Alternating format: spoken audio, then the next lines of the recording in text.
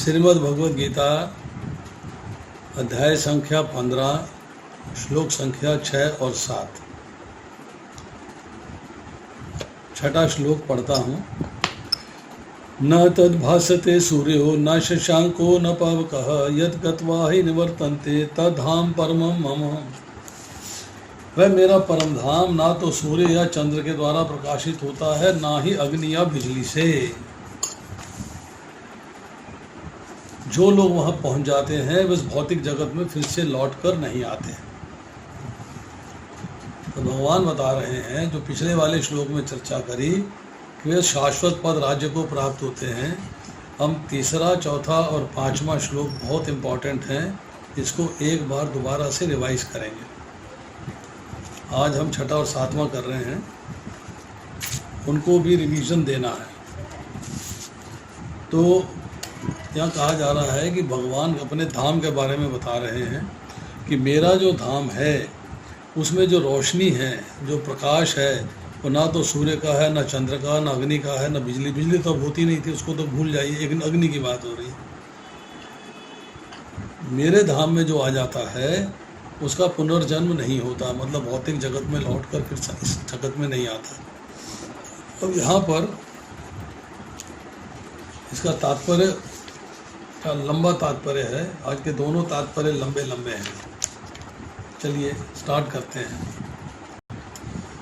इसमें मैं एक बात कहूँगा कि देखिए, हम लोग अगर 8:30 पे क्लास है, मुझे पेशेंट्स के चक्कर में देरी लग सकती है, 5-7 मिनट में देर हो सकता हूँ, परंतु आप लोग आके कीर्तन स्टार्ट कर दीजिए 8:20 पे, ताकि 8:30 बजे तक हम क्लास शुरू कर दें। जो हमारे 10 मिनट लगे हैं, 10 मिनट हमारे सेव हो जाएंगे। तो प्लीज़ हम लोग 8:20 पे आ जाएंगे और क्लास शुरू कर देंगे। तात्पर्य पढ़ता हूँ। यहाँ पर आध्यात्मिक जगत भगवान कृष्ण के धाम का वर्णन हुआ है, जिसे कृष्ण लोक या गोलोक वृंदावन कहा जाता है। चिन्मय आकाश में न तो सूर्य प्रकाश की आवश्यकता है, न चंद्र प्रकाश अथवा अग्नि या बिजली की, क्योंकि सारे लोग स्वयं प्रकाशित हैं। वहाँ पे जो लोग रहते हैं उनके अंगों की कांति इतनी है कि उससे सब प्रकाश प्रकट होता है। इस ब्रह्मांड में केवल एक लोक सूर्य ऐसा है जो स्वयं प्रकाशित है। ऐसा लेकिन चिन्मय आकाश में सभी लोग स्वयं प्रकाशित हैं। तो जब शास्त्र पढ़ते हैं तो हमें ज्ञान प्राप्त होता है कि सूर्य को भी रोशनी जो है भगवान के अंगों से मिलती है, और चंद्रमा को भी रोशनी जो है वो भगवान से मिलती है। उन समस्त लोकों में जिन्हें विष्णु लोक कहा जाता है, चमचमाते तेज से चमकीला आकाश बनता है, जिसे ब्रह्म ज्योति कहते हैं। जो हम देखते हैं कि जो विरजा नदी है, परव्योम है, उसके पार सारा रोशनी ही रोशनी है, उसी के अंदर सारे लोक हैं। वो रोशनी जो है भगवान के अंगों की कांति है। वस्तुतः ये तेज कृष्ण लोक गोलोक वृंदावन से निकलता है। इस तेज का एक अंश महतत्व अथवा भौतिक जगत से आच्छादित रहता है, मतलब वो जो भौतिक महतत्व है उसके अंदर भी जो तेज है उसका एक अंश है। इसके अतिरिक्त ज्योतिर्मय आकाश का अधिकांश भाग तो आध्यात्मिक लोकों से पूर्ण है, जिसे वैकुंठ कहा जाता है, और जिनमें से गोलोक वृंदावन प्रमुख है। जब तक जीव इस अंधकारमय जगत में रहता है तब तक वह बद्ध अवस्था में होता है। इस भौतिक संसार में जीव जो है बद्ध अवस्था में है। बंधन, बद्ध का मतलब है बंधन, बंधन का मतलब है कर्मों के फल का बंधन। तो बंधन में कब आया ये कोई नहीं जानता, nobody can decide the date. लेकिन जो ही भौतिक जगत रूपी मिथ्या वृक्ष को काट कर चिन्मय आकाश में पहुंचता है, त्यों ही वह मुक्त हो जाता है। मतलब विरजा नदी जैसे ही पार करता है तो मुक्त हो जाता है, तब वह यहाँ वापस नहीं आता। इस बद्ध जीवन में जीव अपने को भौतिक जगत का स्वामी मानता है, लेकिन अपनी मुक्त अवस्था में वह आध्यात्मिक जगत में प्रवेश करता है और भगवान का पार्षद अर्थात सेवक बन जाता है। वहाँ पर वह सच्चिदानंदमय जीवन बिताता है, सच्चित आनंदमय जीवन बिताता है। इस सूचना से मनुष्य को मुग्ध हो जाना चाहिए। उसे उस शाश्वत जगत में ले जाए जाने की इच्छा करनी चाहिए और सच्चाई के इस मिथ्या प्रतिबिंब से अपने को विलग कर लेना चाहिए। जो इस संसार से अत्यधिक आसक्त है उसके लिए आसक्ति का छेदन करना दुष्कर होता है, लेकिन यदि वे कृष्ण भावनामृत को ग्रहण कर ले तो उसके क्रमशः छूट जाने की संभावना है। क्लियर है बात कि आप भौतिक संसार में हैं तो भौतिक संसार का आकर्षण आपके ऊपर हमेशा रहेगा, तो आप उस भौतिक संसार के आकर्षण से छूट नहीं सकते, अनलेस जब तक आप उस भौतिक संसार में रहते हुए अपने आप को कृष्ण भावना भावित नहीं बना लेते। तब बातें समझ में आती हैं, जब ज्ञान प्राप्त होता है, बातें समझ में आती हैं, तब आप जो है भौतिक संसार का आकर्षण को छोड़ पाते हैं। उसे ऐसे भक्तों की संगति करनी चाहिए जो कृष्ण भावना भावित होते हैं। उसे ऐसा समाज खोजना चाहिए जो कृष्ण भावनामृत पर भी समर्पित हो, उसे भक्ति करनी सीखनी चाहिए। Very simple. इस प्रकार वह संसार के प्रति अपनी आसक्ति का विच्छेद कर सकता है। जैसे मैंने पहले बताया कि ये खाली बोतल है जिसमें हवा भरी हुई है, उसको पानी के टब में डालेंगे तो हवा बाहर निकलेगी और पानी अंदर जाएगा। जैसे जैसे कृष्ण भावनामृत अंदर जाएगी वैसे वैसे भौतिक संसार की आसक्ति बाहर निकलती चली जाएगी, समाप्त हो जाएगी। यदि कोई चाहे कि केसरिया वस्त्र पहनने से भौतिक जगत से आकर्षण विच्छेद हो जाएगा, तो ऐसा संभव नहीं है। उसे भगवत भक्ति के प्रति आसक्त होना पड़ेगा। यहाँ पे मैं एक छोटा सा एग्जाम्पल देता हूँ। हम अपने यहाँ की बात बताते हैं, बाकी जगह की बात नहीं कह रहे हैं। हम जिस एरिया में रह रहे हैं वहाँ पर डेली भगवे कपड़े पहने लोग जो है अपने आप को सन्यासी कहते हैं, वो घूमते रहते हैं चारों तरफ। उन्होंने बांध रखा है कि ये घर है, यहाँ से मुझे 50 रुपये मिलेंगे, इस घर से मुझे 30 रुपये मिलेंगे, इस घर से मुझे 100 रुपया मिलेगा, इस घर से मुझे 20 रुपये मिलेंगे, यहाँ 10 रुपये मिलेंगे, यहाँ ये मिलेगा, वहाँ वो मिलेगा। तो रूटीन में रेगुलरली उन घरों में जाते रहते हैं और पैसा कलेक्ट करते रहते हैं। अब क्या होता है कि कोई फेस्टिवल आ गया, अब वो आ जाएंगे, कहते डॉक्टर साहब दशहरा आ रहा है, दिवाली में दिवाली आ रही है, रक्षाबंधन में रक्षाबंधन आ रहा है, जन्माष्टमी जन्माष्टमी आ रही है, रामनवमी रामनवमी आ रही है, होली आ रही है, वगैरह वगैरह वगैरह। आप ऐसा है कि हमें 500 रुपया दे दीजिए। हमने कहा क्यों भाई 500 रुपया क्यों चाहते हो? बोले इसलिए है कि साहब हम जो है सब लोग सारे साधु आज इकट्ठे होंगे तो आज जो है समोसा खाएंगे और चाय पिएंगे। मतलब उनको भौतिक आसक्ति है चाय पीने की और समोसा खाने की, कि सारे साधु इकट्ठे होंगे, समोसा खाएंगे और चाय पिएंगे। ऐसा मैंने कहा भैया मैं देता नहीं हूँ किसी को, मेरा जो दान है वो कृष्ण भावना में जाता है, मैं यहाँ किसी को दान नहीं देता। आपसे एक बार तो मांगा है, पहली बार तो मांगा है, आप तो हमेशा देते नहीं हो, हमको भगा देते हो, आज तो दे दो, कभी तो दे दो, आप कभी तो दे दो। अब वो भगवे कपड़े पहने हुए हैं और आसक्ति संसार में पूरी है। यहाँ यही प्रभुपाद लिख रहे हैं कि ऐसा संभव नहीं है, उसे भगवत भक्ति के प्रति आसक्त होना पड़ेगा। आगे कहते हैं कि अतः मनुष्य को चाहिए कि गंभीरतापूर्वक समझे कि 12वें अध्याय में भक्ति का जैसा वर्णन है वही वास्तविक वृक्ष की मिथ्या अभिव्यक्ति से बाहर निकलने का एकमात्र साधन है। तो 12वें अध्याय के अंदर 13वें श्लोक से लेके और 19वें श्लोक तक भक्त के गुणों की चर्चा है। वो गुण आपको अपने अंदर लाने होंगे, तब आप भक्ति में परफेक्शन में आओगे। 14वें अध्याय में बताया गया है प्रकृति द्वारा सादी विधियां दूषित हो जाती हैं, केवल भक्ति ही शुद्ध रूप से दिव्य है। भक्ति शुद्ध है, दिव्य है, ट्रांसेंडेंटल है। बाकी सारी चीज़ें जो हैं वो भौतिक संसार द्वारा दूषित है। यहाँ परमम मम शब्द अत्यंत महत्वपूर्ण है। वास्तव में जगत का कोना कोना भगवान की संपत्ति है, परंतु दिव्य जगत परम धाम है। भगवान का धाम जो है दिव्य है, वह 6 ऐश्वर्यों से पूर्ण है। कठोपनिषद 2:2-15 में भी इसकी पुष्टि की गई है कि दिव्य जगत में सूर्य प्रकाश, चंद्र प्रकाश या तारागण की कोई आवश्यकता नहीं है, क्योंकि समस्त चिन्मय आकाश भगवान की आंतरिक शक्ति से प्रकाशमान है। उस परम धाम तक केवल शरणागति से ही पहुंचा जा सकता है और किसी साधन से नहीं। शरणागति से ही भगवान के पास जा सकते हो और कोई साधन नहीं है। अब आता है श्लोक संख्या 7। मम वंश जीवलोके जीवभूते सनातनः मन षष्ठानि इंद्रियानि प्रकृष्टानि कर्षति।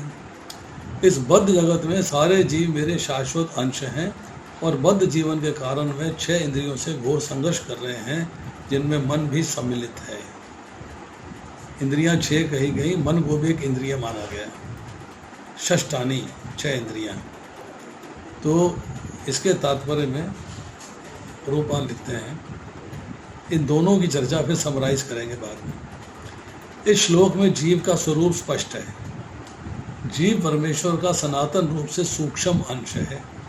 ऐसा नहीं है कि बद्ध जीवन में वह एक व्यक्तित्व धारण करता है और मुक्त अवस्था में वह परमेश्वर से एकाकार हो जाता है। ऐसा नहीं है।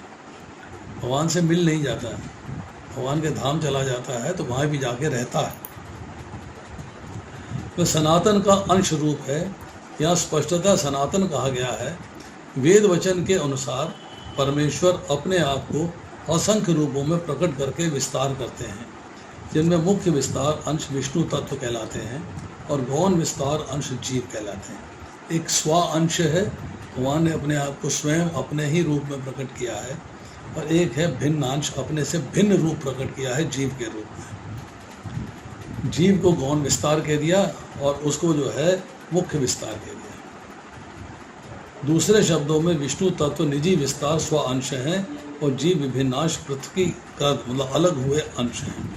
अपने स्व अंश के द्वारा वह भगवान राम, नरसिंह देव, विष्णु मूर्ति तथा वैकुंठ लोक के प्रधान देवों के रूप में प्रकट होते हैं।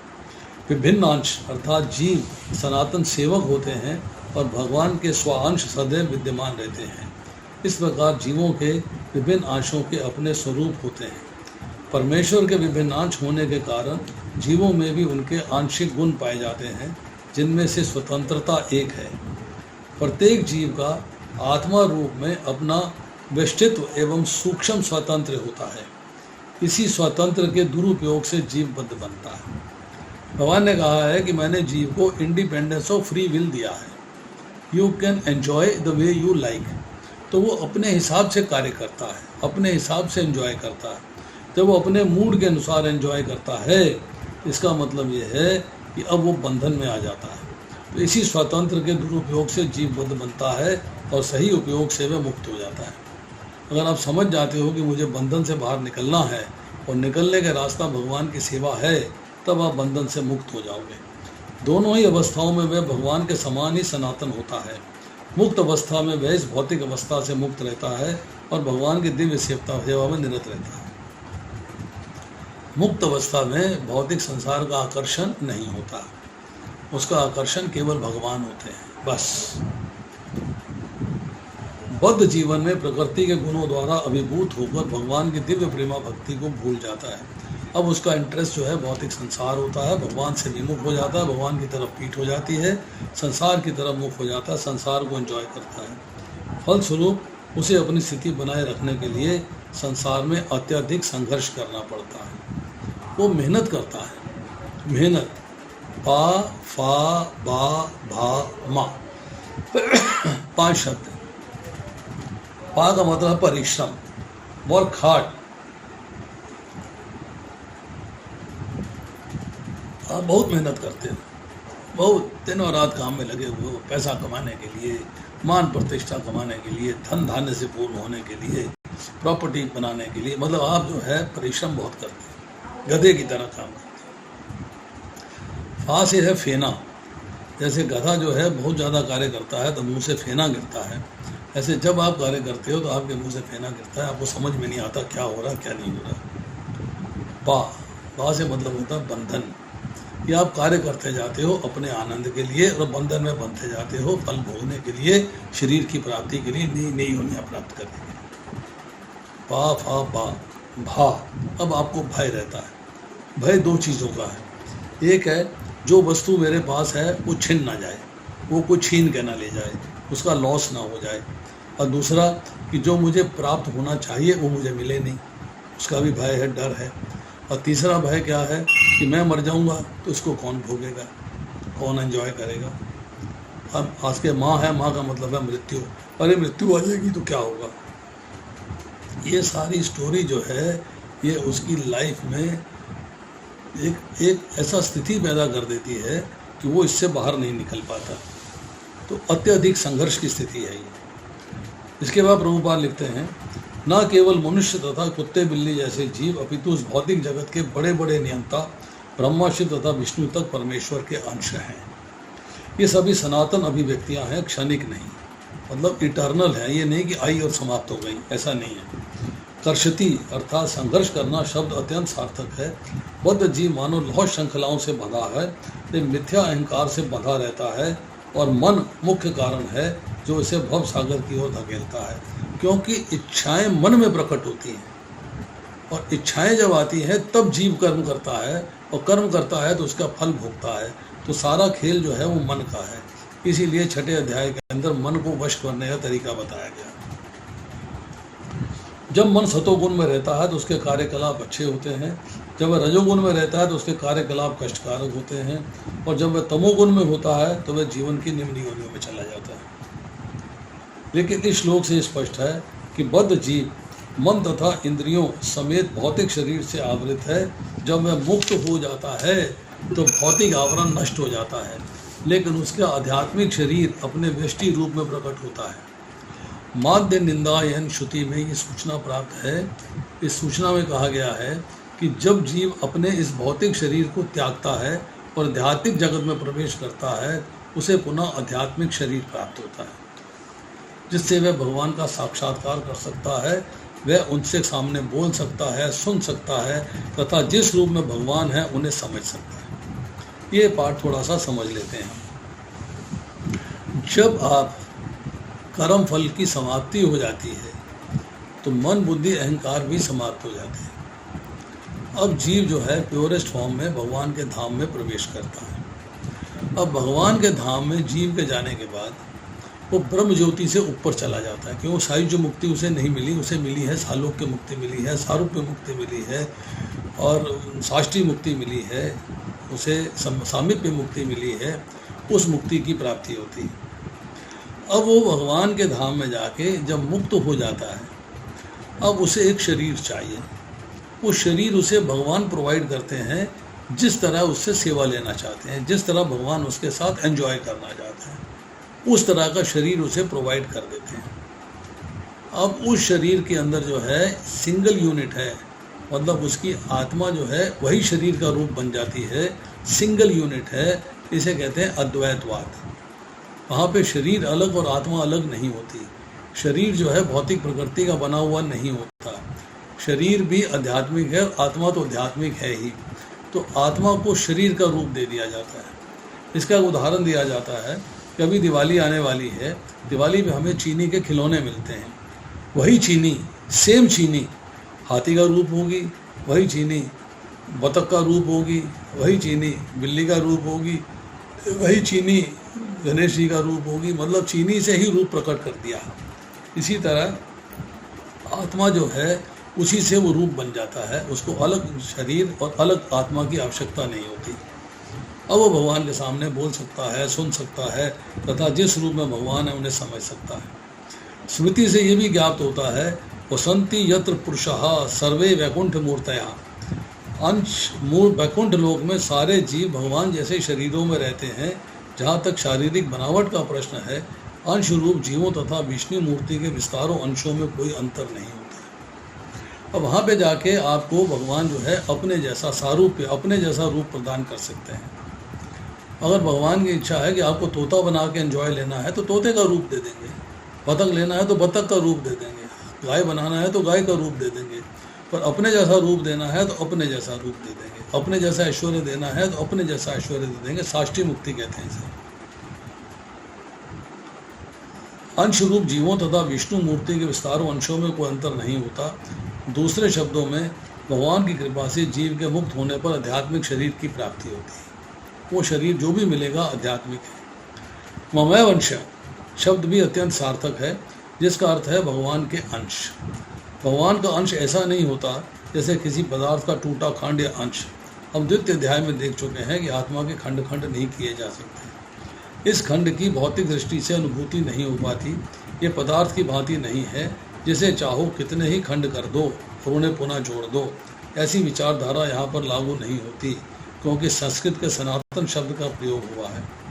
विभिन्न अंश जीव सनातन हैं और द्वितीय अध्याय के प्रारंभ में ये भी कहा गया है कि प्रत्येक जीव में भगवान का अंश है, देहवे नस्मिन यथा देहे। यह अंश जब शारीरिक बंधन से मुक्त हो जाता है तो चिन्मय आकाश में बैकुंठ लोक में अपना आदि आध्यात्मिक शरीर प्राप्त कर लेता है, जिससे वह भगवान की संगति का लाभ उठाता है। किंतु ऐसा समझा जाता है कि जीव भगवान का अंश होने के कारण गुणात्मक दृष्टि से भगवान के ही समान, जिस प्रकार स्वर्ण के अंश भी स्वर्ण होते हैं, इसी तरह वो भी जो है भगवान के समान उसके गुण होते हैं, पर गुण सूक्ष्म मात्रा में होते हैं, भगवान के गुण जो है असीम मात्रा में। अब इसको जो है हम इन दोनों श्लोकों को समराइज करते हैं, थोड़ा ज्ञान प्राप्त करते हैं। दो बातें बताई गई हैं कि उस धाम को सूर्य आदि प्रकाशित नहीं कर सकते। रीजन 15वें अध्याय के 12वें श्लोक में आएगा। दूसरा, उस धाम में गया हुआ जीव लौटकर इस संसार में नहीं आता है। ये हमने 15वें अध्याय के 7वें श्लोक में पढ़ा। अब उस परम पद भगवान के धाम के गुण क्या हैं? नंबर 1, सूर्य, चंद्रमा, अग्नि उसे रोशनी नहीं दे सकते। वो धाम स्वयं प्रकाशित है, स्वयं पर आश्रित है और दुखों से परे है। उसमें अनामयम पदम गच्छन्ति अनामयम, उस पद में कोई दुख नहीं है, कोई कष्ट नहीं है, कोई कुंठा नहीं। और सर्दी और गर्मी जो सूर्य, चंद्र और अग्नि के द्वारा प्राप्त होती है वहाँ पर नहीं है। वह धाम शाश्वत है, परमम है, अर्थात अपराकृत है, प्रकृति से बना हुआ नहीं, भौतिक नहीं है, इंद्रियों के चिंतन से परे है, परंतु ऐश्वर्य से परिपूर्ण है। भगवान कहते हैं वे धाम मेरे द्वारा प्रकाशित है और मेरा है।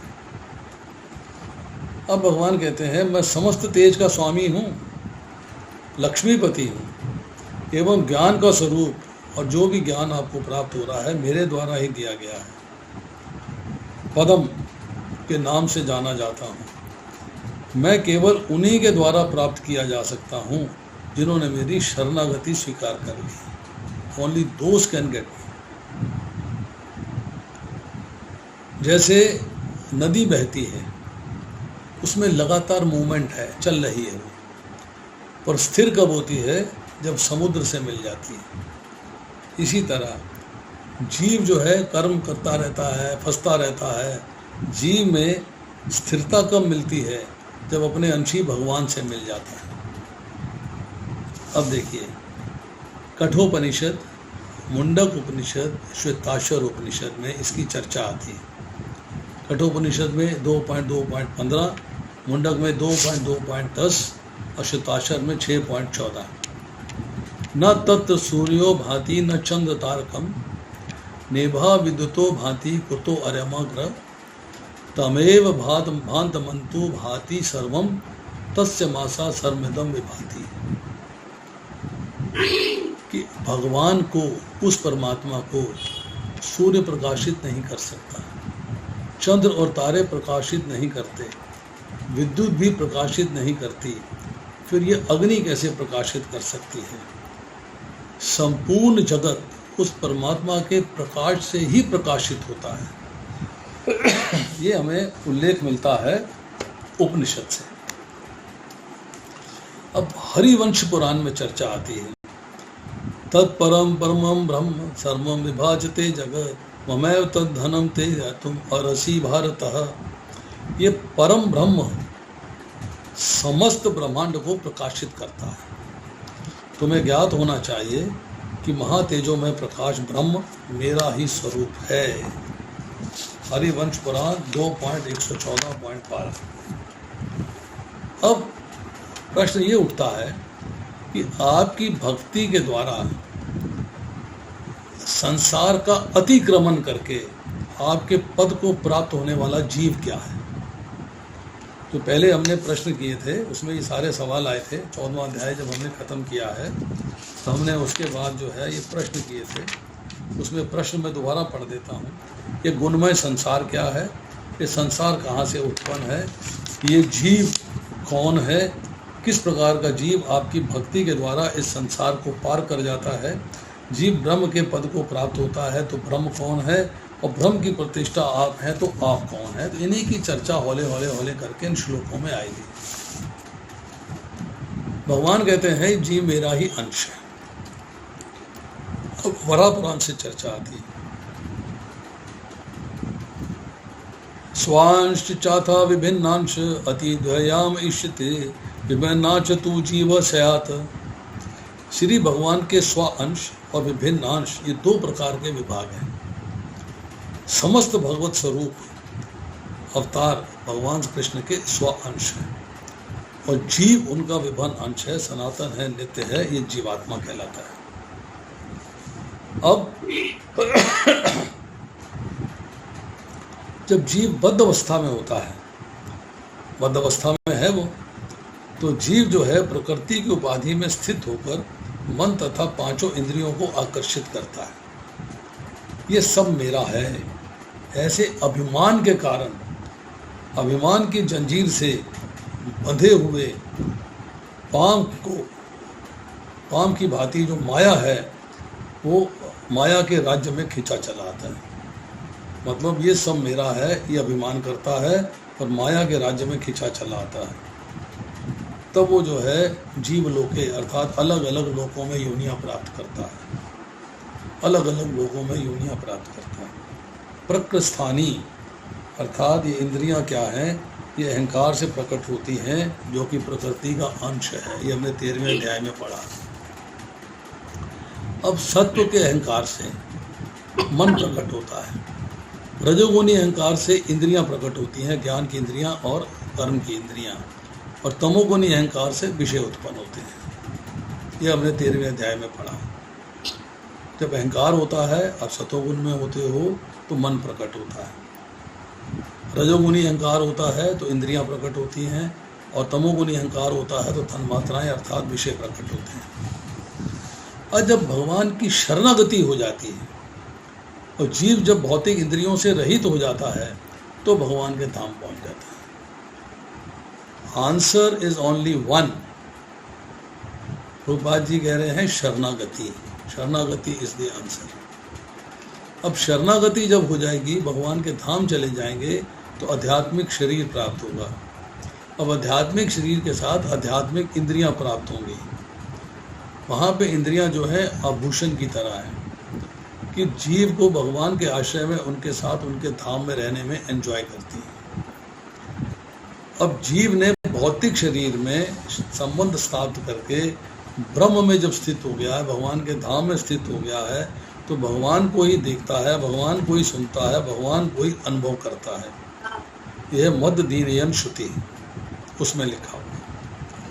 अब इसके बाद भागवत में उल्लेख आता है, 3रा स्कंद 15वां अध्याय 14वां श्लोक, वसंती यत्र पुरुषा सर्वे वैकुंठ मूर्तया स अनलिमित निमितेन धर्मेन आराध्येन हरिम। वैकुंठ ग्रहों के सब निवासी स्वरूप में श्री भगवान के ही जैसे हैं। वे सब श्री भगवान के प्रति भक्ति योग में इंद्र तृप्ति की कामनाओं के बिना प्रवृत्त रहते हैं। भक्ति योग में रहते हैं, कोई इंद्र तृप्ति नहीं है वहाँ पर। अब ब्रह्म का पद क्या है? पाप रहित, मृत्यु रहित, शोक रहित, जरा रहित, भोजन इच्छा रहित, पिपासा शून्य, सत्य काम और सत्य संकल्प। अब इस स्थिति में आप पहुंच गए हैं। अब आपको अल्टीमेटली भगवान के धाम जाना है, और भगवान के धाम जाने के लिए आपको ट्राई करनी है। और अगले श्लोकों में आएगा कि आप उसके सिवा और कहाँ जा सकते हो। अगर आप थोड़ा सा टाइम देते हो तो मैं जो है 3रे, 4थे और 5वें श्लोक की भी थोड़ी चर्चा कर सकता हूँ। 20 मिनट हैं अभी हमारे पास। 20 मिनट में जितना हो सकता है उतना कर लेते हैं, क्योंकि समय का जो है यूटिलाइजेशन करना चाहिए। हमने 3रा, 4था श्लोक किया है। इसमें हम देखते हैं कि 3रे और 4 आधे श्लोक को मैं एक बार इसका सिर्फ अनुवाद पढ़ देता हूँ ताकि आपको उसके बाद समझ में आ जाएगा कि हम लोग क्या डिस्कशन करना चाहते हैं।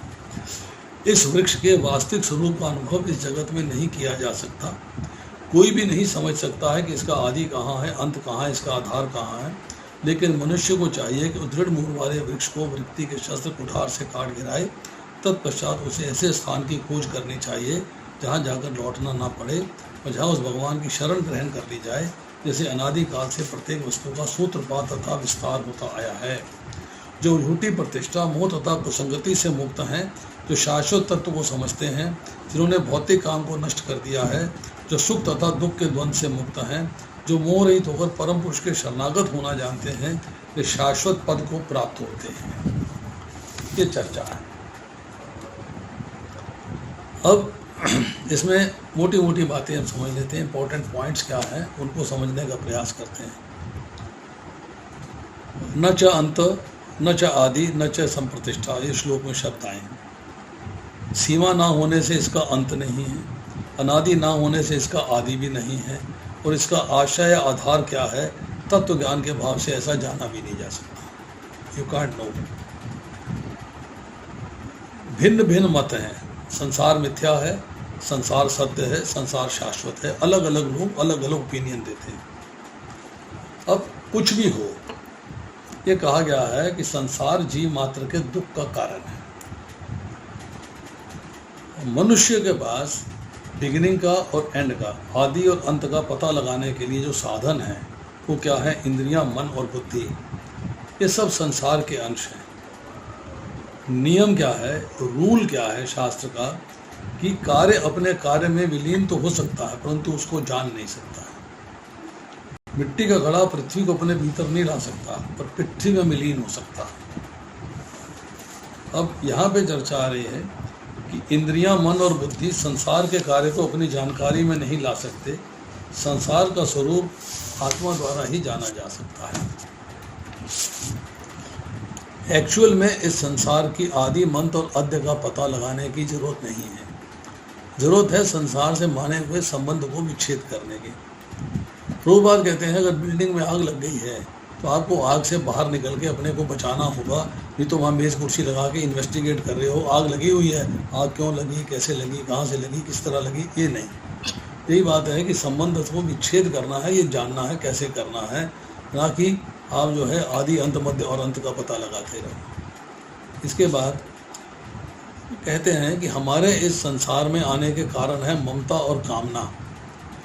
इस ममता और कामना से कर्म होता है, तो कर्म करते हैं आप, और जिसके कारण ये संसार दृढ़ मूल वाला प्रकट होता है। क्योंकि आपको संसार से ममता हो गई है, संसार में कामनाएं आ गई हैं, तो यह ममता एवं कामना रूप मूल अंतकरण में इतनी दृढ़ता से जमे हुए हैं कि पढ़ने, सुनने तथा विचार विवेचन करने में भी नष्ट नहीं होते।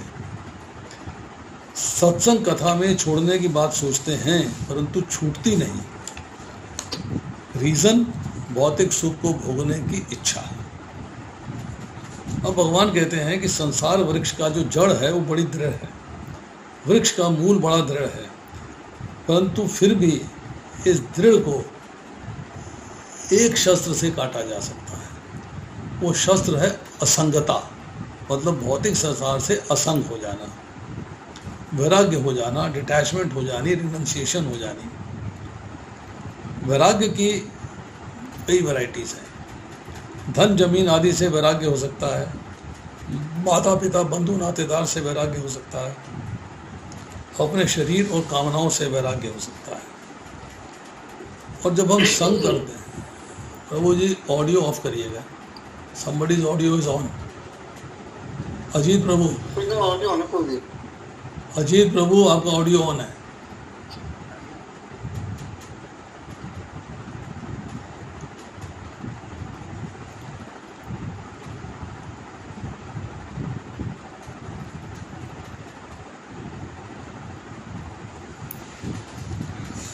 संग का मतलब क्या है कि भौतिक सुख, भौतिक ऐश्वर्य, भौतिक सुख, उपभोग की वस्तुओं के प्रति आसक्ति।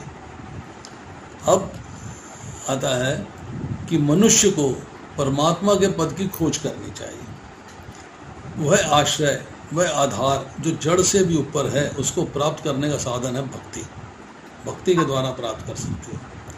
वह पद कैसा है जिसको साधना द्वारा प्राप्त किया जाता है और जहाँ पर जाकर कोई लौट कर नहीं आता, जैसे हमने आज पढ़ा, लोग स्वर्ग से आ जाते हैं, वो नहीं चाहिए।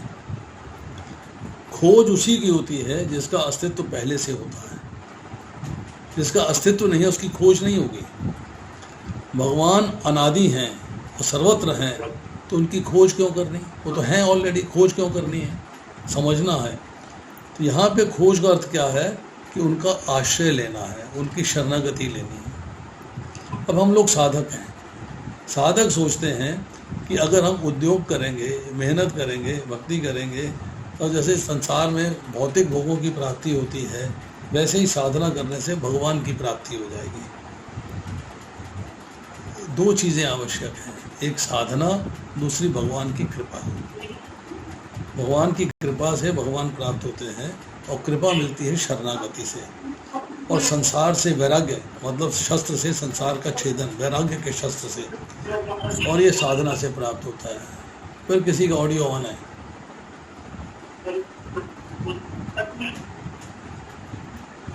शशि सिंगला, ऑडियो ऑफ करिए अपना। पापा की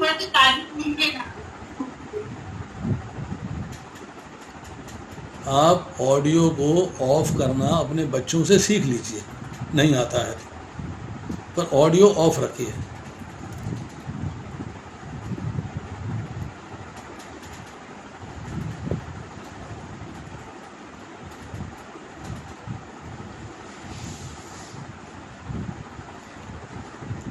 अब बात यह है कि उस भगवान को प्राप्त करने के, उस भगवान को प्राप्त होकर आप भगवान को प्राप्त हो गए, फिर आप उनसे अलग नहीं होते, धाम में ही रहते हैं।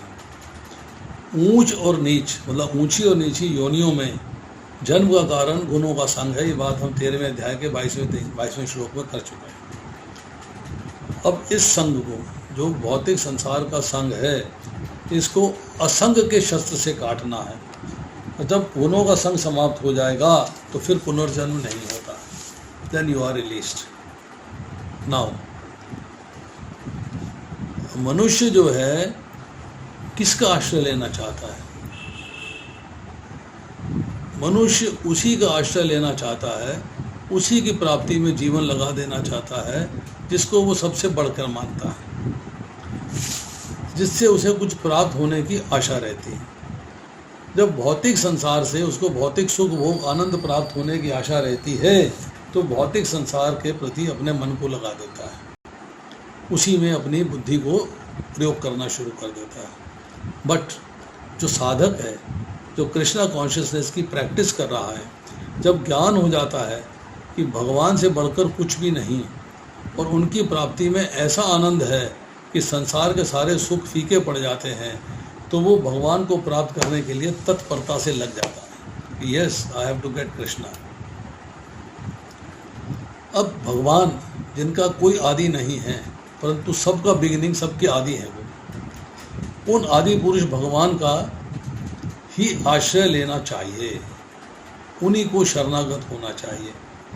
किसी अन्य का आश्रय एक्चुअल में आश्रय नहीं है, प्रत्युत वह आश्रय लेने वाले का नाश पतन करने वाला है।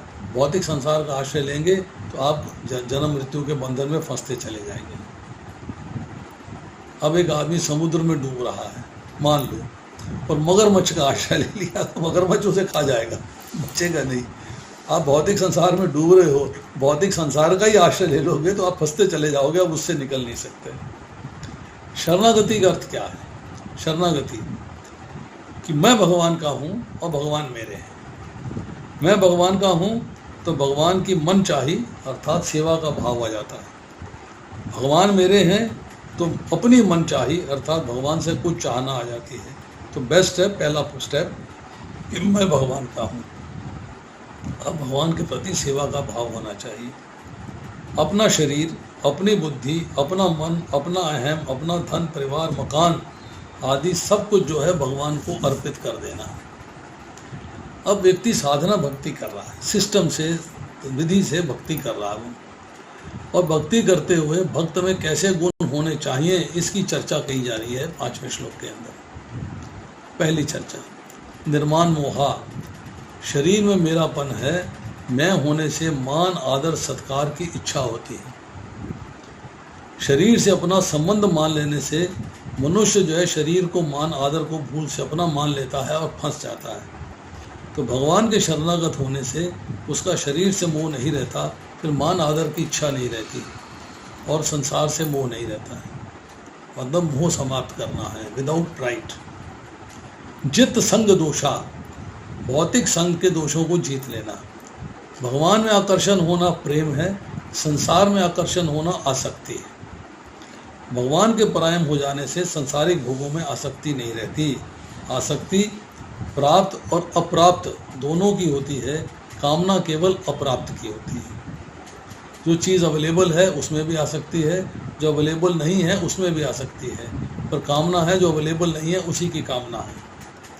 अध्यात्म नित्या, जो भगवान से अपना संबंध नित्य मानते हैं, यस एवरीडे, वे नित्य निरंतर भगवान में स्थित रहते हैं, भगवान की सेवा में लगे रहते हैं।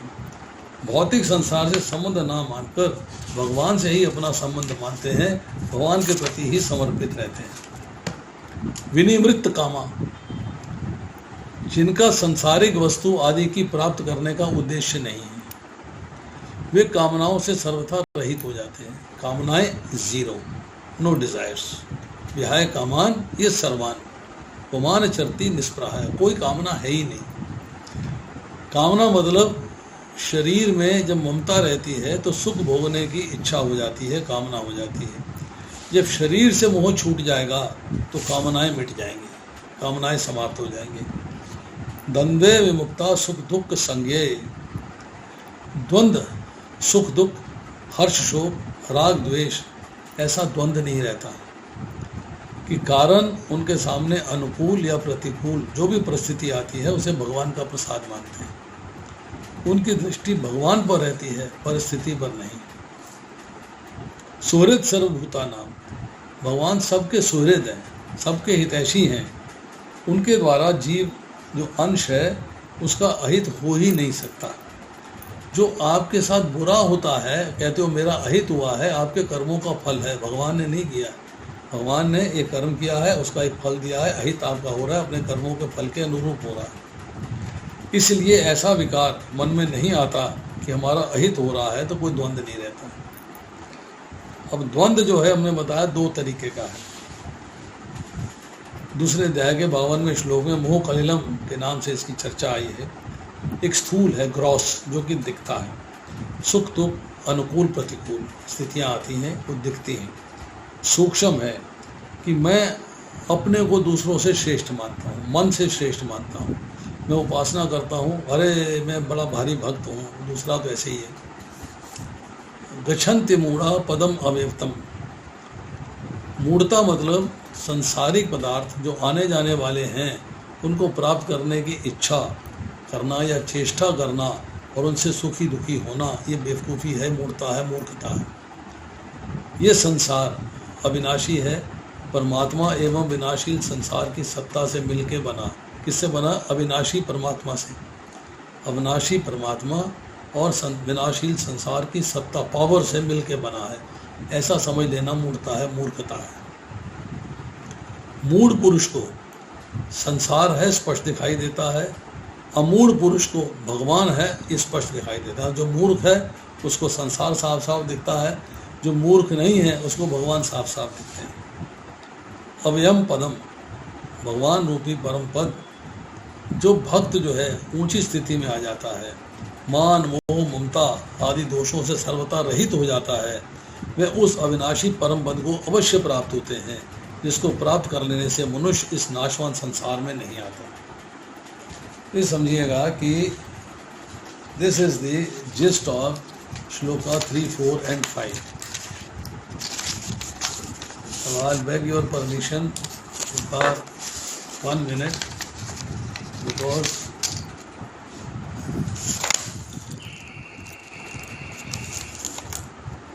I feel कि मेरे को थोड़ा सा बॉडी एक शुरू हो गए हैं, लगता है कि मुझे बुखार चढ़ने वाला है या हल्का सा चढ़ गया है, तो मैं मेडिसिन ले लेता हूँ। That is what is required. एक टॉपसिड ले लेता हूँ। आपको आराम भी करना चाहिए। चाह रहा हूँ माता जी, अब ख़त्म करने के बाद अब आराम ही करूँगा जाके। I will not stay down, नीचे नहीं रहूँगा मैं। करके आप मेडिसिन लेके रेस्ट करेंगे। जा रहा हूँ माता जी, देखिए अभी कल हो जाएंगे क्वेश्चन आंसर में। अभी दवाई खाता हूँ मैं, अभी मेडिसिन लेता हूँ और उसके बाद फिर रेस्ट करता हूँ। अब अभी दवाई असर करेगी, थोड़ा टाइम लेगी। आप तब तक जो है 10-15 मिनट क्वेश्चन आंसर्स कर सकते हैं। खाना खा लिया ना, खाली पेट पे क्या मेडिसिन? प्रभु जी बाद में कर लीजिएगा क्वेश्चन आंसर, छोड़िए इस बार। माता जी बैठे हुए हैं, कंटिन्यूएशन में हो जाएंगे, करिए।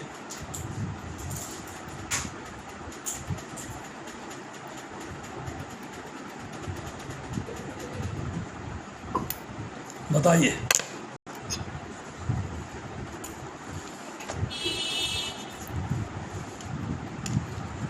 माता जी मैंने ऐसे ऐसे प्रचार किया हुआ है, मेरे ग्लूकोज लगा हुआ है यहाँ पे। सवेरे शाम ग्लूकोज लगता था, मैं दोपहर में लेक्चर देने चला जाता था। टैक्सी करी, गुड़गांव चला गया, लेक्चर दे के वापस आ गया, शाम को ग्लूकोज लगवा दी।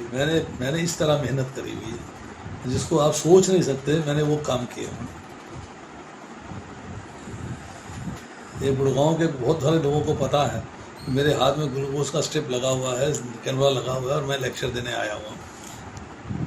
मैंने कथाएं करी हुई हैं। अब आप बताइए, कोई प्रश्न है किसी का? Come forward.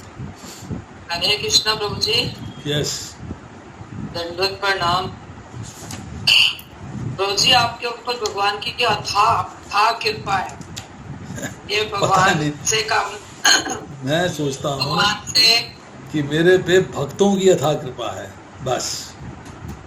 भगवान की है या नहीं है मुझे पता नहीं, भक्तों की तो मैं यही कामना करती हूँ कि आपके ऊपर भगवान की अथाह कृपा बनी रहे। बस आप हमारे को इस तरह से लेक्चर सुनाते रहे और आपका आशीर्वाद हमारे पे बना रहे प्रभु जी। हरे कृष्णा।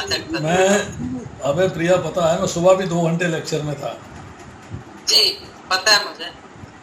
2 घंटे सुबह था और 1-1.25 घंटा अभी शाम को हो जाएगा, कोई प्रॉब्लम नहीं है। चलिए राजकुमारी माता जी, आप अपना ऑडियो ऑन करिए। हरे कृष्णा प्रभु जी, प्रणाम। हाँ जी, प्रभु जी क्वेश्चन पूछने का मन तो नहीं कर रहा, पर आप कह रहे हैं पूछ लेते हैं फिर। पूछिए। तो मैंने पहले पूछा था ये आपसे, ये महाराज कुलेश्वर थे ना जो, वो है, ये है 8वें अध्याय का दूसरा श्लोक है। उसमें लास्ट वाली लाइन है ना, अर्जुन प्रश्न करता है कि ऐसे समय मनुष्य किस तरह कृष्ण के चरण कमलों में अपने मन को स्थिर कर सकता है। कौन सा श्लोक है ये 8वें अध्याय का दूसरा श्लोक है। 8वें अध्याय का दूसरा श्लोक पढ़ रही हैं आप? हाँ जी। अच्छा, ये आप 8वें अध्याय के दूसरे श्लोक में कैसे पहुंची हैं, जरा ये भी मुझे बता दीजिए। हमारी जो क्लास चल रही है उसमें देखिए हम 9वें अध्याय में पहुंचे, शायद परपट हम 9वें अध्याय का कर रहे हैं। तो आपने कहा कि 8वें अध्याय के अर्जुन प्रश्न करता है कि ऐसे में मनुष्य किस तरह कृष्ण के चरण कमलों में अपने मन को स्थिर कर सकता है। अब हमने जो आज चर्चा करी है उसके पहले भी चर्चाएं करी हैं, आपको इसमें क्या बात समझ में नहीं आ रही है बताइए। मुझे ये समझ में नहीं आ रहा, जो ये अर्जुन ने प्रश्न किया है ना, इसका उत्तर कहाँ दिया भगवान ने? सारी भगवत गीता उत्तर है, शरणागति बता तो रहे हैं आपको। आज भी आपको बताया शरणागति क्या है। भगवान के चरण कमलों में मन को स्थिर करने का मतलब यह है कि भौतिक संसार से मुक्ति प्राप्त करनी, भौतिक संसार को भूल जाना और भगवान के चरणों में अपने आप को लगा देना। आपके ध्यान में भगवान के चरण कमल होने चाहिए, भौतिक संसार नहीं होना चाहिए, तभी तो आप चरणों में मन स्थिर होगा। आपको भौतिक संसार में मन न लगाने का मतलब है कर्मों से, जो भौतिक संसार के कर्म हैं उनसे मुक्ति प्राप्त करनी है, कामनाओं से मुक्ति प्राप्त करनी है, इच्छाओं से मुक्ति प्राप्त करनी है, आपको भगवान का स्मरण करना है, तो भगवान के चरण अनन्य चेता सत्यम यो। आगे पढ़ेंगे आप कि तेरे चिंतन में मेरे सिवाय कोई होना नहीं चाहिए, भगवान के चरण कमलों में लग गया। मन मना मन भक्तो, तुम्हारा मन मेरे में स्थिर होना चाहिए। अनन्य चिंतो यंतो माम, तुम्हारे मन में केवल मैं होना चाहिए। तो आपका ध्यान जो है भगवान के अंदर लग गया। एक ही, देखिए मैंने आपको बताया है, एक ही कंडीशन है, आपने उस कंडीशन पे ध्यान नहीं दिया कि भौतिक संसार को भुलाना पड़ेगा और भगवान को हमेशा स्मरण रखना पड़ेगा। बस चरणों में मन अपने आप स्थिर हो जाएगा। जब तक भौतिक संसार का आकर्षण आपके अंदर रहेगा, आपका मन भगवान के चरण कमलों में स्थिर नहीं हो सकता। सिंपल सी बात है। ठीक है प्रभु जी। पर आपसे एक रिक्वेस्ट है राजकुमारी जी, आपसे दंडवत करते हुए प्रार्थना है। नहीं प्रभु जी, ऐसा मत बोलिए। नहीं, आप जब भी क्लास में आए तो पहले अपना ऑडियो ऑफ करा करिएगा, आप भूल जाती हैं। आज आपका ऑडियो ऑफ नहीं था। हाँ जी हाँ जी, मैं बाद में किया था। ठीक है, पहले ऑडियो ऑफ करिए, फिर क्लास में बैठिए, सबसे रिक्वेस्ट है ये। ठीक है प्रभु जी, मैंने ध्यान नहीं दिया आज। ठीक है प्रभु जी, सॉरी प्रभु। यस, उर्मिल माता जी आप बताइए। हरे कृष्णा प्रभु जी। प्रभु जी, छठे श्लोक के तात्पर्य में एक लाइन आई है, इस एक का एक अंश महत तत्व अर्थात भौतिक जगत से आच्छादित रहता है। ये क्लियर नहीं हुआ मेरे को। क्या समझ में नहीं आया, ये बताइए। एक तो ये जो महत तत्व है, हाँ, तेज का एक अंश, ये तो पता लग गया, क्योंकि जो बैकुंठ लोक है उसमें कोई सूर्य चंद्रमा की रोशनी नहीं होती। सारा जो भगवान का दिव्य तेज है उससे ही वो प्रकाशित रहता है। ये महत तत्व, ये वर्ड यहाँ से क्लियर नहीं हो रहा, जो उसका लिंक जो है उसके साथ। मैं तत्व है क्या? ये नहीं, मेरे को कंफ्यूजन है इसके अंदर। मेरे को तो नहीं है क्या, कंफ्यूजन क्या? मैं एक्सप्रेस नहीं कर पा रही प्रभु जी। मेरे को प्रभु जी भौतिक जगत है, प्रभु जी भौतिक जगत नहीं।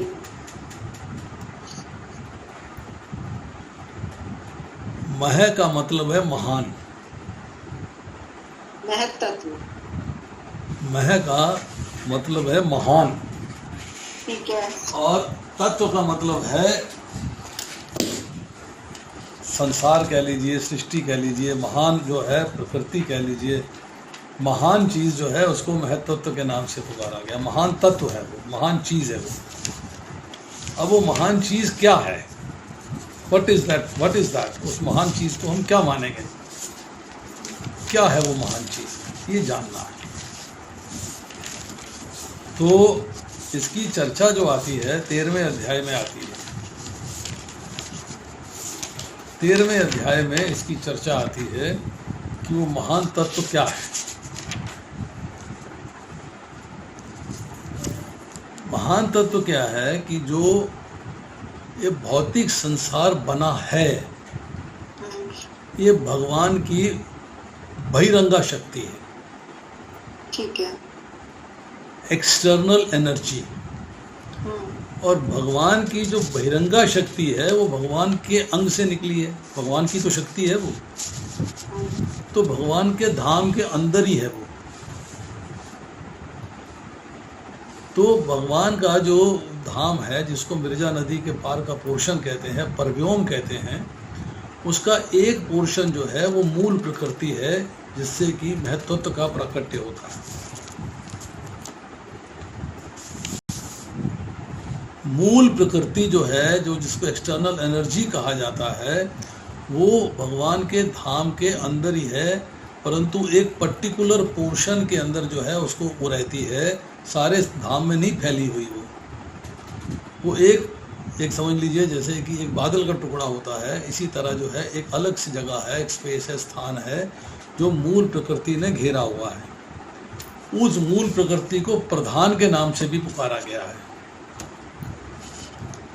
वो मूल प्रकृति से प्रकट होता है महान तत्व, जिससे कि जब उसमें विक्षेप होता है महान तत्व के अंदर, तब उससे जो है अहंकार प्रकट होता है, उससे पंच महाभूत प्रकट होते हैं, उससे कर्म की इंद्रियां प्रकट होती हैं, ज्ञान की इंद्रियां प्रकट होती हैं, मन प्रकट होता है और इंद्रियों के विषय प्रकट होते हैं। ये सारे के सारे 24 तत्व जो हैं उसी महत तत्व के अंश बन जाते हैं, उसी के अंदर से प्रकट होते हैं।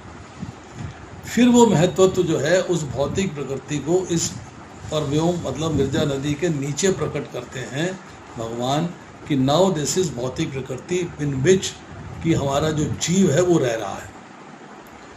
तो जीव के अंदर जो भौतिक प्रकृति है, इसकी जो सोर्स है वो महतत्व है, वो महान तत्व है, वो महतत्व है, वो सोर्स है। जब इसको डिटेल में जाते हैं, थोड़ा समझने का प्रयास करते हैं, तो इसको जो है कहीं कहीं शास्त्रों में महतत्व को समष्टि बुद्धि भी कहा जाता है, बुद्धि भी कहा जाता है। हाँ, ये कहते हैं कि मूल प्रकृति जो है वो प्रधान है और वो स्वयं किसी का कार्य नहीं है, उससे कुछ आगे मतलब वो किसी के थ्रू प्रकट नहीं होती, भगवान से प्रकट हो रही है बस। अब बुद्धि से अहंकार प्रकट होता है, ये मूल प्रकृति का कार्य है। ओरिजिन क्या है? मूल प्रकृति का कॉज है, ये इफेक्ट है ये। अब अहंकार जो है उससे आते हैं पंच महाभूत, पंच महाभूत का कारण है। पंच महाभूत का मतलब है कि इसके अंदर इसको कहा गया है महाभूतानी। पंच महाभूत के 7 चीज़ें आती हैं, पृथ्वी जल अग्नि वायु आकाश, 10 इंद्रियां मन एवं विषयों के कारण अर्थात विषय। तो ये सारे जो है अहंकार से प्रकट हो रहे हैं। ये 13वां अध्याय है, बड़ा अच्छा डिस्कशन आता है इसके अंदर। अब 5 ज्ञान की इंद्रियां, 5 कर्म की इंद्रियां, 1 मन और 5 इंद्रियों के विषय, ये सारे हैं। तो इसको जो है हम जब समराइज़ करते हैं तो देखते हैं अव्यक्त जो है उसको मूल प्रकृति कहा जाता है, उससे आती है बुद्धि, बुद्धि से आता है अहंकार, अहंकार से आते हैं महाभूतानी, महाभूतानी में 10 इंद्रियां, 1 मन और 5 विषय, 16 चीज़ें होती हैं। तो ये जब विक्षेप होता है महतत्व के अंदर तो सारी चीज़ें प्रकट हो जाती हैं। जब ये सारी चीज़ें प्रकट होती हैं तो उस महान तत्व से भौतिक प्रकृति जो इस संसार के अंदर हम देख रहे हैं, इसमें सारी चीज़ें महतत्व से आती हैं। अब जब हम थोड़ा सा पढ़ते हैं 8वें अध्याय के अंदर श्लोक है जिसमें कि ब्रह्मा जी की रात्रि आती है और ब्रह्मा जी का दिन आता है कि सारे के सारे जीव जो हैं वो विलीन हो जाते हैं। तो कुछ जगह शास्त्रों में लिखा मिलता है कि भगवान के शरीर में विलीन होते हैं और कुछ जगह लिखा मिलता है कि महत्व में विलीन हो जाते हैं, फिर महत्व से दोबारा से प्रकट होते हैं। तो उसमें कोई कन्फ्यूजन नहीं है, जैसा लिखा है शास्त्रों में लिखा है उसे वैसे स्वीकार कर लो। हम ये स्वीकार करके चलते हैं कि वो भगवान में विलीन हो जाते हैं, अर्थात महाविष्णु में विलीन हो जाते हैं। बात ख़त्म। Why get tension of it? क्यों चिंता करी जाए, क्यों टेंशन करी जाए? हमें टेंशन करने की आवश्यकता नहीं है। धन्यवाद प्रभु जी, बहुत बहुत धन्यवाद। हरे कृष्णा। यस प्रभु जी इन शॉर्ट हम ये बोल सकते हैं कि भौतिक प्रकृति का सृष्टि महातत्व से शुरू होता है। महातत्व उसका ओरिजिन है, वहां से आती है ओरिजिन। ठीक।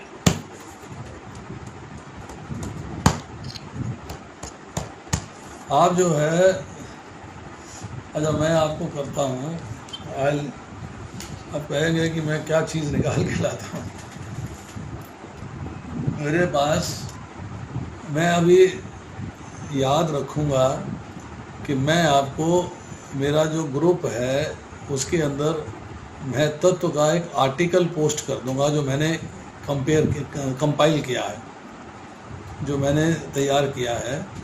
मैं अभी जो है 1 सेकंड के लिए रिकॉर्डिंग को बंद कर रहा हूँ, ठीक है, और यहाँ पे मैं प्रोग्राम को एंड कर रहा हूँ और 1 मिनट के अंदर रीस्टार्ट कर रहा हूँ।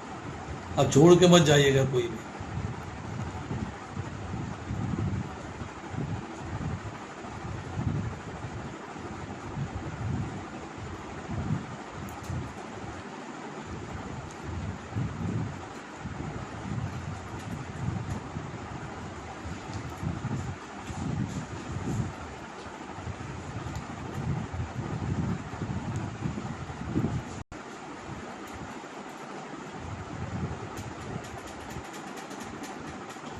अभी तो उसमें एक ही पूजा जी आ रही है और तो कोई आ नहीं रहा। कविता कश्यप आ गई, ज्योति शर्मा आ गई, अब सब लोग ज्वाइन कर दीजिए।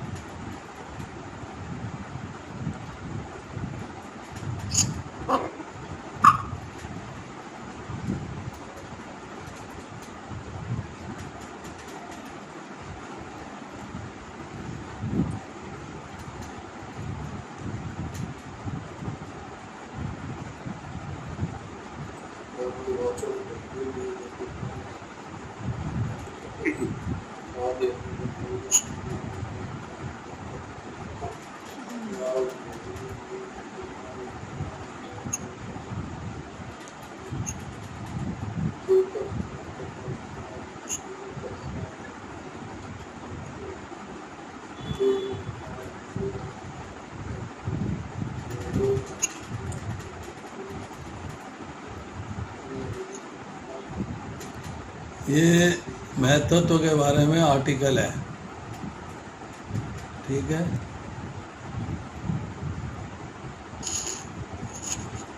एक ये आपको भेज सकता हूँ मैं। ये तो इंग्लिश में है, इसका हिंदी वर्जन है। हिंदी ट्रांसलेशन करना पड़ेगा प्रभु, इंग्लिश में है तो ठीक है। ये वैसे जेपीजी फाइल है, मैं जेपीजी फाइल आपको नहीं दिखाता हूँ। इसको तो भेज दिया, इसके साथ ही एक सेकंड, मैं तो भेज दिया। एक सेकंड प्रभु, एक सेकंड, एक भगवान सेकंड। के तीन जो मैं तत्ववान महात्मा, ये जो है डिटेल कुछ हो, अभी देखते हैं। वर्ड की फाइल खुल रही है, ये तो जेपीजी फाइल नहीं है।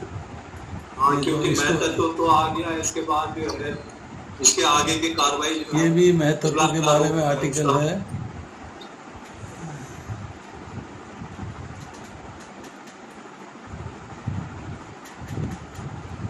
ये महत्व का आर्टिकल है जो मैंने कंपाइल किया हुआ है। ये वाला मेरा कंपाइलेशन है सर, इसको आप पढ़िएगा। इसमें 7 पेजेस हैं। Example of cloud to explain महत्व, स्पिरिचुअल स्काई एंड महत्व एंड मटेरियल स्काई। इसके बाद ये प्रभुपाद के पर्पट से है, creation maintenance and analysis of महत्व। उसके बाद ये है, इसके बाद आर्टिकल गर्भोदकशाही विष्णु का रोल क्या है, क्षीरोदकशाही विष्णु का रोल क्या है, और how the material elements develop from महत्व, इस कैसे डेवलप होते हैं। ये पूरा आर्टिकल है। इसमें तो मतलब अगर आप लेक्चर लेंगे तो 1 घंटे का लेक्चर ले सकते हैं। इसके ऊपर आपका कोई लेक्चर भी है महत्व पे? माता जी मेरी 40 साल की मेहनत है ये। मैं अगर आपको अपना जो है डिटेल्स दिखा दूँ, मैं आपको दिखा दूँ तो आप कहेंगे कि ये क्या है, ये समझे नहीं। ये इतने आर्टिकल हैं इसके अंदर। अगर मैं आपको थोड़ा सा एक ग्लिम्स दे देता हूँ, ग्लिम्स। प्रभु जी इसका तो प्रिंट आउट ले लेना चाहिए हमें, है ना? मेरे पास है प्रिंट आउट, मैंने अपने लिए ले रखा। देखिए इस्कॉन का फोल्डर है ये इस्कॉन का फोल्डर है। इसके अंदर मैटर कितना है आप देखिएगा।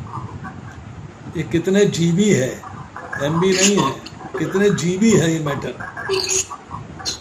इसको मैं ज़िंदगी भर ना पढ़ पाऊँ, इतना मैंने मैटर तैयार किया 40 साल में। अगर मैं आपको पेन ड्राइव में कॉपी करके दे दूँ तो आप इसको देख नहीं पाओगे ज़िंदगी भर में, इतना मैटर है ये। मुझे कंफ्यूज हो जाएंगे हम लोग। You won't be able to सी।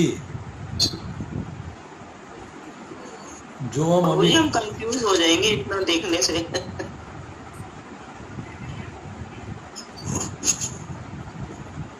ये अभी चल रहा है, जीबी चलेगा अभी और जीबी चलेंगे, ये चलते जाएंगे। ये कुछ आर्टिकल्स जो है ना रेडी हैं, ये देखिए ये आर्टिकल्स हैं 1, 2, 3। ये आर्टिकल्स हैं, इसके अंदर 122 आर्टिकल्स हैं ये।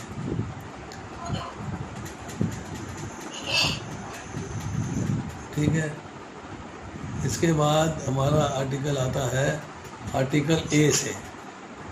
ए का फाइल है, इसमें कुछ रेडी है, एक है जो तैयार कर रखे हैं मैंने। ये है 38 फाइल, 38 फाइल्स हैं ये। और इसके बाद ये आपकी बाकी फाइल्स हैं, ये 25 फाइल्स हैं ये। अब आता है बी, जो बिगिनिंग बी से होती है। ये रेडी से भागवतम है, भक्ति है, रेडी बी है। ये रेडी बी के अंदर जो है ये बी में पोस्टेड है, जो मैंने व्हाट्सएप पे पोस्ट कर रखे हैं। और ये जो है ये आर्टिकल्स हैं 12-13 आइटम्स हैं ये। और ये इसके अंदर है अभी जो मैंने प्रिपेयर किए हुए हैं, प्रिपेयर करने हैं। ये जो है 54 आइटम्स हैं। इस तरह ए से लेके जेड तक ये तो सिर्फ आर्टिकल्स हैं, सिर्फ एक के बाद एक के बाद एक आर्टिकल्स हैं। ये सी पे है, सारे इस तरह चलते आ रहे हैं। ये क्वेश्चंस हैं कुछ, एक माधुरी माता जी थी, उनके क्वेश्चंस हैं। ये क्वेश्चन नंबर 1, ये देखिए, ये उसने क्वेश्चन किया हुआ है।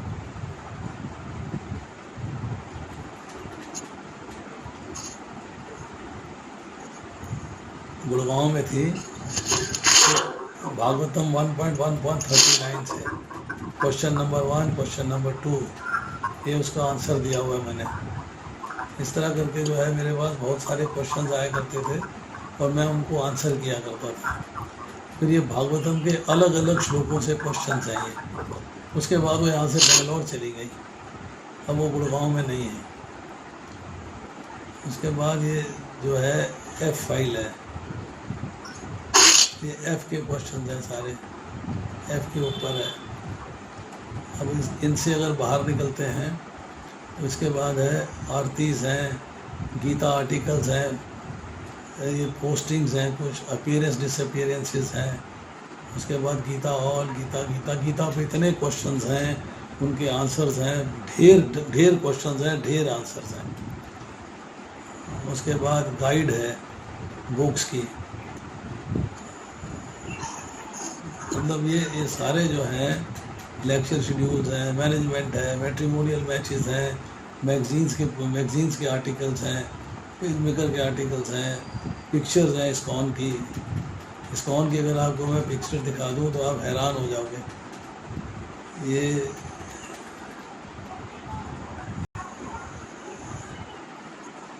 देखिए, आप एक बार पिक्चर्स देखिएगा, यू विल रियलाइज।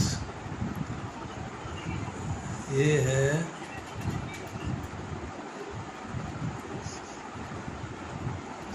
सॉवनियर पिक्चर्स हैं। इलाहाबाद का टेम्पल है, ये उसकी पिक्चर्स हैं।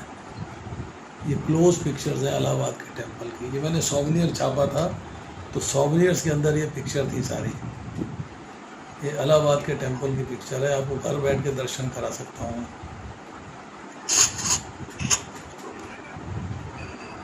प्रभु जी, ये कृष्ण बंधु जी का कीर्ति का जो है ना ऑडियो ऑन है, सुनाई नहीं दे रहा ना। अब माता जी, अब उनसे मैं क्या बोलूं। ये अमृतसर में जो इस्कॉन टेम्पल है, ये उसकी पिक्चर है।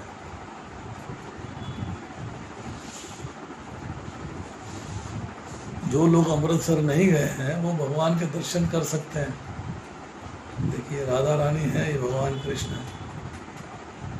आपको यहाँ बैठे दर्शन करा सकता हूँ। मैं आपको ऐसी पिक्चर दिखा देता हूँ जो आपने कभी सोची नहीं होगी। ये तो इंडिया की है ना, ये देखिए डैलस की, देखिए आप, डैलस टेम्पल है अमेरिका में, उसकी पिक्चर देखिए भगवान की आप।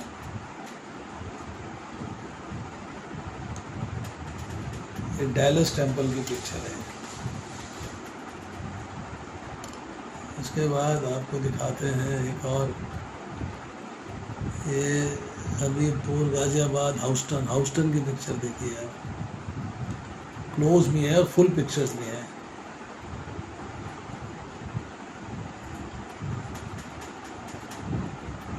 ये हाउस्टन की पिक्चर है।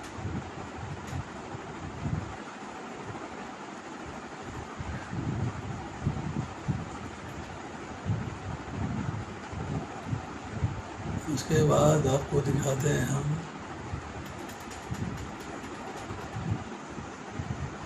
इलिनॉस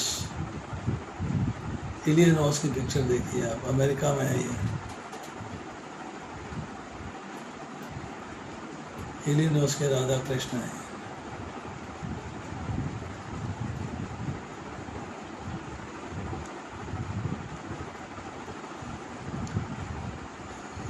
कंसास, यहाँ के गौर नेता ही हैं ये।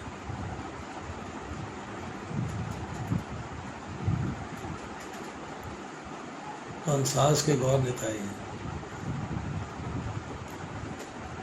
थैंक यू प्रभु जी, ग्रेट। हरि बोल प्रभु जी, हरि बोल। उसके बाद आपको दिखाते हैं कंसास की, इंडिया की तो है ही है, लॉस एंजलिस के देखिए आप। मेस्मराइजिंग पिक्चर्स हैं, मेस्मराइजिंग ब्यूटीज है लॉस एंजलिस की। क्योंकि जो इस्कॉन का पहला मंदिर बना था उसके दिखाइएगा। इस्कॉन का फर्स्ट मंदिर बना था ना जो न्यूयॉर्क में। ये देखिए, ये जो पिक्चर है राधा कृष्ण की,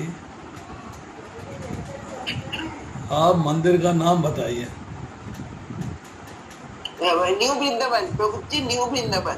न्यू वृंदावन की फोटो नहीं होगी। नहीं, न्यू वृंदावन में नहीं, उसका नाम कुछ और है। न्यू वृंदावन तो बाद में। चले चलो बताइए फिर आपको। हरे कृष्णा कर दो शीन सबको जाओ। प्रभु जी, जो एक चैप्टर का 24th जाओ। श्लोक था ना प्रभु जी, उसके बारे में मैंने आपसे पूछा था कि वो उत्तरायण और दक्षिणायन वाला, तो प्रभु जी वो वाला आप मुझे अपना वो भेज दीजिएगा प्लीज। मैं आपको लिंक भेज दूंगा, आप लिंक देखिएगा जी और प्रभु फिर जी। नहीं समझ में आएगा तो फिर उस पर चर्चा करना है। चलो जी चलो, जी प्रभु जी। जैसे जीतू है दीपक वहाँ, में उसको बुलाओ। सूर्य उत्तरायण और वो डैडी को दक्षिणायन वाला। चलो। फीवर है। हाँ? फीवर हो रहा है 102। इसको बोलो कि रात में 1 मिनट लगा के इसको बंद कर देगी, नहीं तो फिर मुझे नीचे आना पड़ेगा बस। कौन है श्री? हरे कृष्ण प्रभु जी। यस प्रभु। प्रभु जी, आपने ये गर्भोदक साई विष्णु, शिरोदक साई विष्णु, आप ये सारी पूरी फाइल भेजी। मैं भेज जो दूंगा मैं आपको। तत्वादी आ जाओ आओ ना, जो मैं चलते हैं। तत्वादी थी। अब जो है मेरी कॉल आ गई है। जल्दी जल्दी प्रभु जी इनसे मिलवा दें, हमें भी एक बार हरे बोल कर दो इधर सबको। बड़े डैडी आपको कुछ कह रहे हैं ना, बात चलो। सुनो उनकी। बाय बाय कर दे सबको। बाय कर दो सबको। प्रभु जी को खाना खाना है अभी, प्रभु जी को उठना है। ये अब बाय बाय करने आई वाह है। वाह वाह। हरि बोल कर दो। हरि बोल। जय जगन्नाथ कर दो। जय जगन्नाथ, जय जगन्नाथ, जय जगन्नाथ करो। जय जगन्नाथ। अब इसका टाइम हो गया है, मुझे बुलाने आई है ये। जी जी। अब कह रही है कि आप चलो। 1.5 year old माता जी। चले बाय बाय कर दो। हरि बोल कर दो शीन सबको। हरि बोल। हरि बोल कर दो। हरि बोल। हरि बोल। Very good girl. ये सब डैडी को सुनते हैं, डैडी पढ़ाते हैं सबको। हरि बोल, हरि बोल। So sweet. चले गुड नाइट बोल दो। गुड नाइट कर दो। ओके प्रभु जी, गुड नाइट प्रभु जी, आप प्रभु जी जाइए रेस्ट खाना कीजिए आप। खाइए। गुड नाइट बाबा जी, गुड नाइट। शीन गुड नाइट करो। हरे हरे कृष्णा, हरे कृष्णा, कृष्ण कृष्ण हरे हरे राम, हरे राम, राम राम हरे हरे। दंडवत प्रणाम। वाञ्छा कल्पतरुभ्यश्च कृपा सिन्धुभ्यः एव च पतितानां पाप तो आंटी कह रही है बाय बाय। नमो नमः वैष्णव बाय बाय।